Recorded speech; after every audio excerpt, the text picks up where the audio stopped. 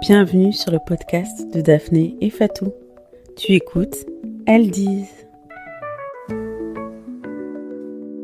Elles disent quoi? Tout, rien, mais surtout l'essentiel pour avancer, grandir et se trouver en toute sincérité.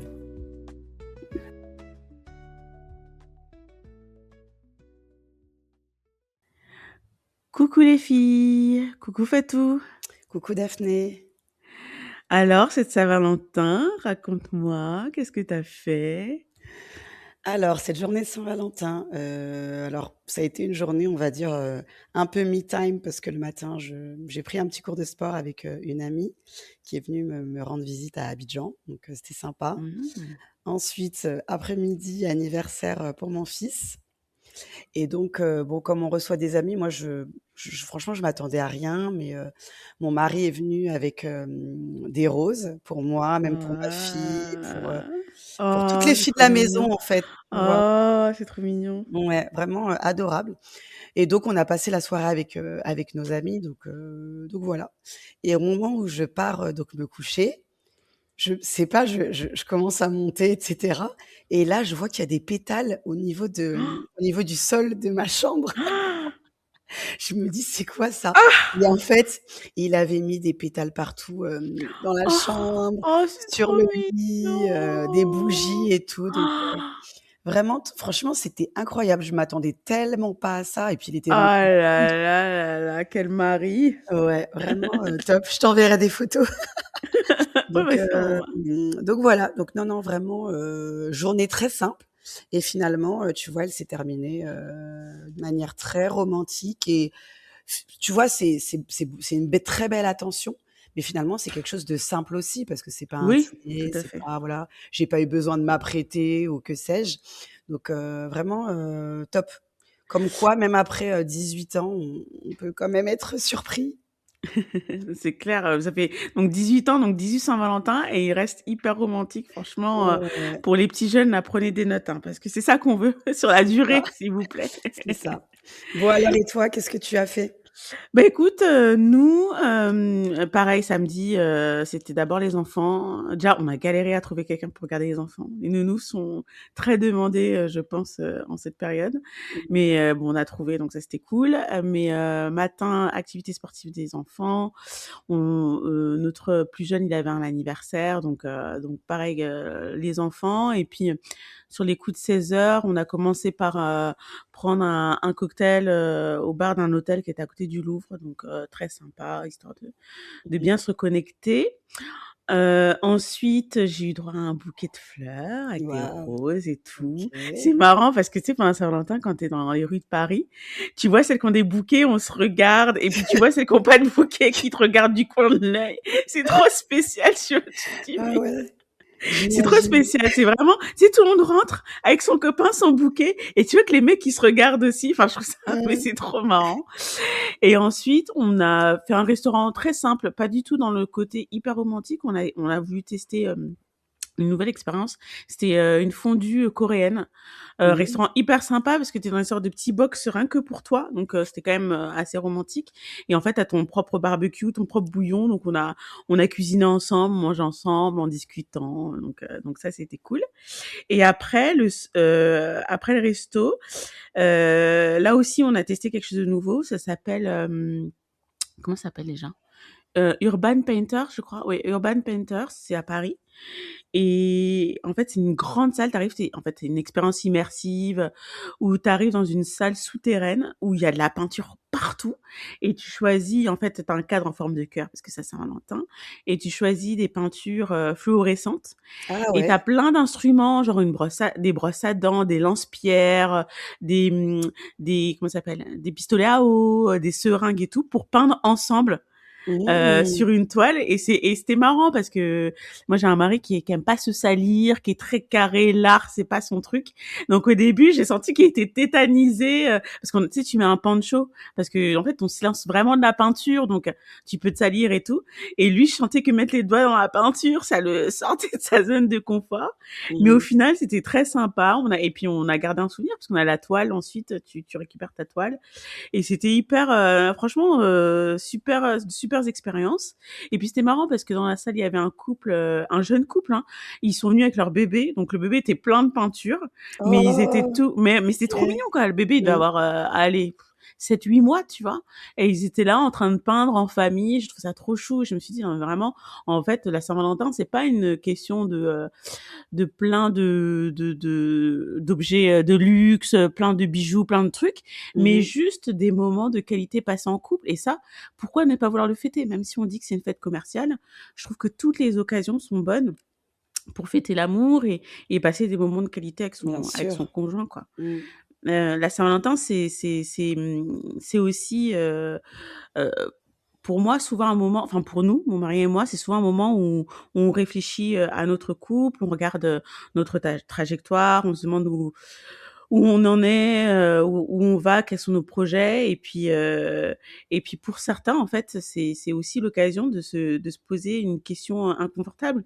C'est la question à laquelle on va essayer de répondre aujourd'hui. Mmh. Est-ce que je dois rester ou est-ce que je dois partir? Mmh. Parce que finalement, beaucoup de femmes y pensent en silence, certaines y pensent depuis longtemps. C'est vrai que la Saint-Valentin, ça peut être un cataclysme parce que des fois, ce que tu reproches à ton mari, par exemple, ou ton compagnon, ton partenaire, de pas être romantique ou de pas être attentionné, ben, la Saint-Valentin, quand tu vois que finalement tu as rien eu et qu'à côté, bah, c'est vrai que d'autres, maris ont fait l'effort, tu vois? Par exemple, si tu racontes à une de tes copines qui manque d'attention que ce que Minsa a fait pour toi, je crois que tu vois, Mmh. c'est aussi des moments où en fait, tu soulèves beaucoup de questionnements, quoi. Mmh. C'est Et vrai. hem et partir, c'est jamais anodin parce que partir, c'est probablement l'une des décisions les plus difficiles à prendre dans une relation. Et partir, en fait, c'est pas juste, fermer une porte, c'est renoncer à des projets qu'on construit à 2, à des souvenirs, une version de soi qu'on avait, imaginée dans le futur. Mmh. Et c'est aussi perdre des fois des amis en commun, une belle famille qu'on aime et une stabilité qu'on connaissait. Et en plus, c'est souvent celle qui part qui porte le mauvais rôle. C'est vrai. Mmh. On va la traiter de lâche, on dit qu'elle n'a pas assez essayé, qu'elle aurait dû être plus patiente. Alors qu'en fait, en réalité, dans la majorité des cas, en fait, partir, c'est se briser le cœur, à soi-même. Donc en fait, ça demande du courage. Et en fait, c'est pas un acte de lâcheté. Parce que des fois, rester, ça coûte plus cher que de partir. Mmh. Parce que, je le rappelle, on l'a déjà dit dans les épisodes précédents, notamment, l'épisode 1, rien ne vaut la paix de l'esprit. Dormir le cœur apaisé, être aligné avec ses choix, ça n'a, enfin, à mes yeux, hein, ça n'a vraiment pas de prix. Pouvoir t'endormir le cœur léger, parce que tu t'es bien dans tes baskets, c'est pour moi, c'est pas négociable, en fait. Alors, c'est pour ça qu'aujourd'hui on pose, la vraie question, de quand est-ce qu'il faut partir et quand est-ce qu'une relation, au contraire, mérite qu'on se batte pour elle? Selon toi, Fatou, à quel moment partir, c'est plus une option et en fait, il y a pas à réfléchir, il faut vraiment partir? Alors franchement, pour moi, il y a un point très, très, très clair, c'est dès lors où ta sécurité, en fait, elle est atteinte, Mmh, pour moi, mmh, il y a même mmh. plus de débat, en fait. Là, c'est ouais, faut même pas réfléchir là, à mon avis, il faut partir. Dès qu'on parle de ouais, de violence, de peur, des humiliations aussi répétées et des choses Ouais, qui peut-être se voient ou tout ne à se fait. voient pas. Parce que souvent, il y a des choses qui se passent en interne et voilà. Et pour moi, là, voilà, il y a pas de débat. Et et puis, tu vois, c'est pas, des fois, ces filles-là qui vivent ça, elles peuvent se dire: «Non, mais je l'aime, je reste parce que voilà, c'est une preuve que j'aime». Mais en fait, c'est pas une preuve de rester. Tout à fait. C'est pas une preuve d'amour de rester. Donc voilà, je pense vraiment qu'il faut, comme tu l'as dit tout à l'heure et on l'a dit aussi à plusieurs reprises, c'est qu'il faut se respecter et se protéger et si ça passe par, bah, partir, ben, il le faut. Mais souvent, ben, on est aussi aveuglé. Donc je pense que ouais, dès lors où notre sécurité, on n'est plus dans une safe place, quoi. Tout à fait, je te rejoins complètement. Il y a aucune raison que la violence puisse émerger dans un couple. Il y a rien qui justifie. Et d'ailleurs, je rappelle, pour celles qui ne le savent pas, qu'il y a un numéro national pour les violences faites aux femmes qui est le 39 19, qui est une écoute, pour les femmes qui subissent des violences. Et je pense que les violences, Mmh. souvent on parle souvent des violences physiques, mais il y a pas que des violences physiques. Je pense que Mmh. les violences mentales, c'est aussi, ça laisse des cicatrices, ça laisse des séquelles. Mmh. Et en fait, partir, c'est même pas un débat dans ces situations-là. Mmh. Comme tu l'as dit, quand il y a de la violence, il y a l'irrespect, même quand tu ressens de la peur, en fait, Mmh. ou en fait, ton partenaire fait que tu remets en question constamment ta valeur, ça vaut pas la peine, en fait. Ça vaut pas la peine de rester. Et là, en fait, il s'agit pas d'avoir de la patience ou, de faire des efforts. Il s'agit pas de sauver quoi que ce soit, en fait. C'est en fait, il y a rien à sauver parce Mmh. que, en fait, se battre pour une relation, ne doit jamais te coûter ni ta dignité, ni ta sécurité, ni ta santé mentale. Et l'amour, en fait, l'amour, ça rime pas avec peur, en fait. C'est pas possible d'aimer quelqu'un qui te fait peur. Ou d'aimer quelqu'un qui t'écrase, ou d'aimer quelqu'un, avec lequel tu es obligé de marcher sur des œufs quand tu es avec lui. Donc dans ces cas-là, en fait, partir, c'est même pas un échec, c'est se choisir, en fait, c'est une victoire d'avoir la force de partir et de quitter cette situation, c'est une victoire. Mais au-delà de ce contexte de relation toxique qui est pour moi un cas, enfin extrême, hein, Mmh. c'est un cas qui est vraiment extrême. Il y a d'autres situations où en fait tu as envie de partir, heu, parce que en fait, il y a pas forcément eu de cris, il y a pas forcément eu de drama, il y a pas, tu vois? C'est pas une relation, en soi, quand tu la regardes, tu te dis: «Bon, bah, il y a rien de dramatique dans la relation, tout a l'air de bien se passer». Mais tu sens que quelque chose, a changé, en fait. Tu ne te projettes plus, l'avenir avec cette personne te semble, ouais, lourd. En fait, tu te dis, «En fait, est-ce que vraiment, la vie telle que je l'imagine avec lui, c'est vraiment celle que je veux?» En fait, vous avancez, mais tu sens qu'il y a un décalage, et donc de fait, vous avancez plus du tout ensemble. Je sais Mmh. pas pour toi, Fatou, mais autour de moi, on arrive dans une génération qui commence à se séparer, en fait. Des Mmh. couples qu'on a connus, peut-être toujours ensemble, durant notre vingtaine, ou même durant notre trentaine, des couples qui ont peut-être formé des familles. Et ben, en fait, moi, en tout cas, autour de moi, je commence à apprendre des séparations. Et en fait, ce qui me frappe dans ces séparations, c'est que c'est pas toujours des grandes trahisons. D'accord. Mais c'est souvent, en tout cas quand je parle, moi en général, c'est vrai que c'est des copines féminines, hein, avec qui je vais en parler, mais quand on discute, on se rend compte que les raisons de la séparation, c'est des trajectoires qui ont évolué différemment, le couple n'envisageait plus le même avenir, et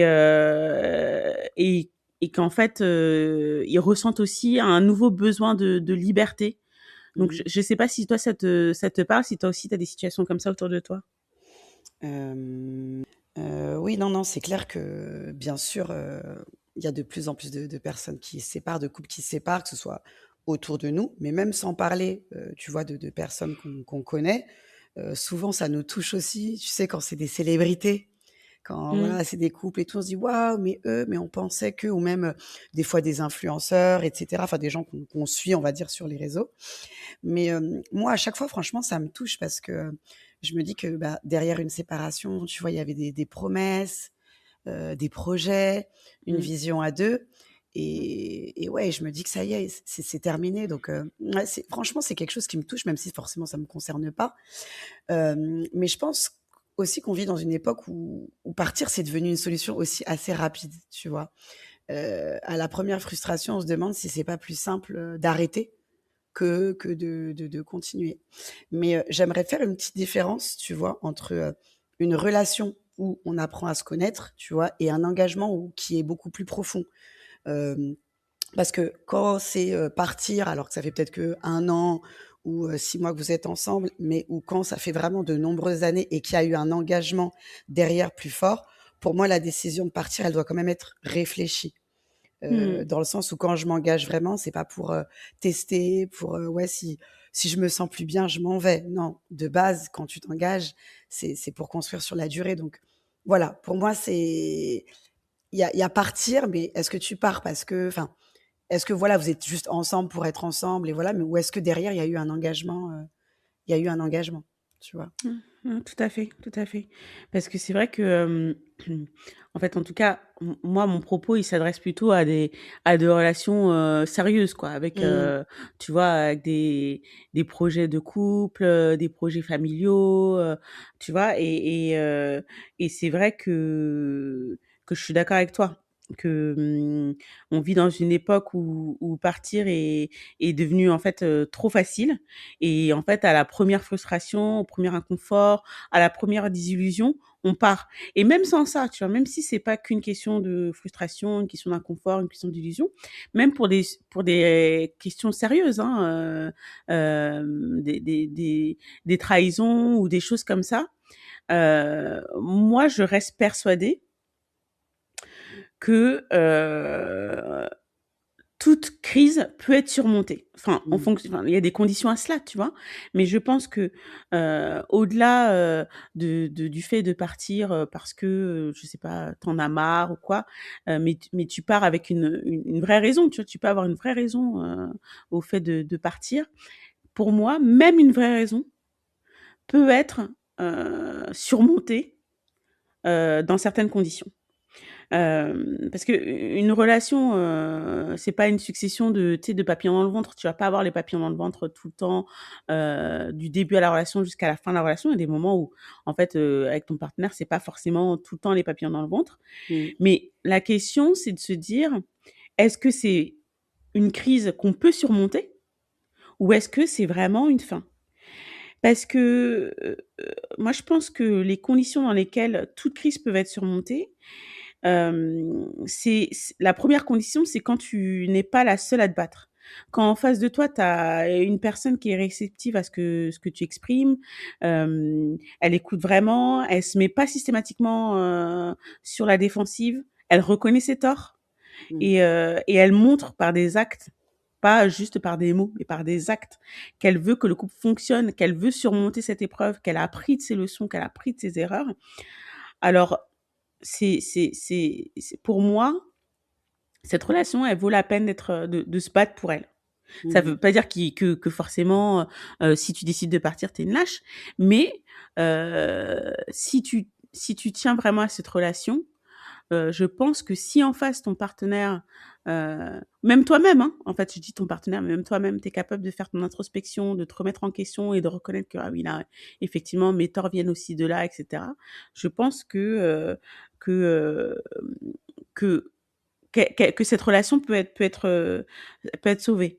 Mais attention, se battre pour une relation, c'est pas, supporter en silence. C'est pas, par exemple, tu as une frustration et tu te dis: «Bon, maintenant je supporte, faut que je reste, je serre les dents, je supporte». Non, c'est Mmh. pas tout porter sur les épaules, c'est pas espérer et prier que l'autre change un jour. Pas du Mmh. tout. Se battre, c'est à 2. C'est-à-dire que tu peux pas être seul à te battre pour ton couple. Mmh. Vous traversez une crise ou tu as des moments de doute, ben, tu peux pas garder tout ça que pour toi de ton côté. Il faut que en face, vous soyez capables tous les 2 de vous asseoir, de vous regarder en face, de vous dire: «Voilà ce qui ne va pas. Voilà ce que moi je chez toi, ce qui me manque, voilà ce que je te reproche» et que tu sois toi-même capable d'écouter, heu et de te remettre en question et de te dire: «Bon, effectivement, peut-être que sur ça, il faut que je change, ça, il faut que je travaille sur moi» et cetera. Mmh. Moi, personnellement, c'est vrai que j'ai grandi dans une famille monoparentale. J'ai jamais, grandi avec mes 2 parents, ensemble. Ça veut pas dire que j'ai manqué de quoi que ce soit, j'ai absolument manqué de rien. J'ai une maman qui était extraordinaire et qui a fait que j'ai jamais manqué, ni, j'ai jamais eu de manque affectif, ni de manque matériel. Mmh. Heu, mais aujourd'hui, je mesure la chance qu'ont mes enfants d'être élevés avec, leurs 2 parents. Et Mmh. ça me tient vraiment à cœur. Ça, c'est la motivation supplémentaire pour me battre pour mon couple, pour pas prendre mon couple pour acquis et de tous les jours nourrir ce couple et, euh, et vraiment faire cet effort conscient voilà, de travailler sur notre intimité, sur les instants partagés. Voilà, c'est important. Et, euh, et, et, et je pense que même si on avait une crise, je continuerai à me battre pour mon couple, mais seulement si les conditions que je viens de dire, c'est-à-dire un partenaire qui se bat pour notre couple au même titre que moi, sont réunies. Mmh. Et seulement si, en fait, je sens on est capable, qu'on est tous les deux motivés à changer les choses qui ne fonctionnent pas chez nous. Toi, Mmh. qu'est-ce que tu en penses, Fatou? Waouh, tu as dit tellement de choses, mais évidemment, quand il y a des enfants, franchement, je trouve que la réflexion, elle est encore différente, parce qu'on entend souvent, que oui, les enfants préfèrent avoir des parents heureux séparés que, malheureux ensemble. Souvent, on entend: «Oui, mais Mmh. voilà, quand on reste ensemble, on se crie dessus, ça fait un foyer anxiogène, donc en se séparant, au moins, ils vont voir, un papa heureux, une maman heureuse, séparés». Et franchement, ça, je l'entends, mais parce que je sais que pour certains, ça se passe très bien. Mais je pense aussi, tu vois, qu'une séparation, ça marque toujours un enfant, qu'on le Mmh. veuille ou non. Toi, dans ton cas, ça s'est bien passé Mais ça et m'a c'est marqué très bien. et tu as raison. Mmh. Et ça t'a marqué. Je pense que tu peux avoir des blessures adultes aussi et tu t'en étais même pas rendu compte, Tout à tu vois. fait, exactement. Oui, oui, oui, tout à fait. Donc, et donc moi, quand je pense à ça, aussi à cette séparation, je me dis que ce serait aussi diviser le temps avec mes enfants. Tu vois? Une semaine avec moi, une semaine avec leur père et franchement, c'est du temps qu'on récupère jamais. La Mmh. vie, elle passe tellement vite. Déjà pour moi, mes enfants, ils sont nés hier. Là, mon C'est fils, il a clair. fêté ses 11 ans. Je me dis: «Mais waouh!» Et je me dis: «Bon, bah, si demain je me sépare de leur père, donc ça voudrait dire que je passe la moitié du temps qu'avec eux».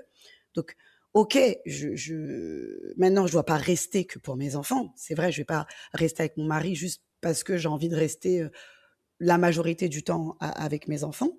Mais, rester dans une relation aussi destructrice, pardon, juste pour eux, c'est pas sain non plus, tu vois? Mais, bon, quand il y a une base, qu'il y a du respect, qu'il y a encore quelque chose à sauver, je pense qu'on peut faire des efforts encore plus grands parce qu'on sait qu'il y a des enfants derrière. Mmh Je sais mh, pas mmh. si, tu vois, je dis n'importe quoi, si je suis avec mon conjoint et que, on est que tous les 2 et que ça va pas bien, oui, on va se battre pour notre relation, mais s'il y a des enfants, je pense qu'on se bat Encore encore plus, plus fort, tu vois? oui. Et ouais, et là, ça vaut la peine de se rappeler la jeunesse du couple. Pourquoi on s'est Mmh. choisi au début? Pourquoi on s'est promis, si on voilà, si on s'est engagé dans le mariage, pourquoi on a fait cette alliance ensemble? Donc voilà, revenir sur ce qu'on a voulu construire, voilà.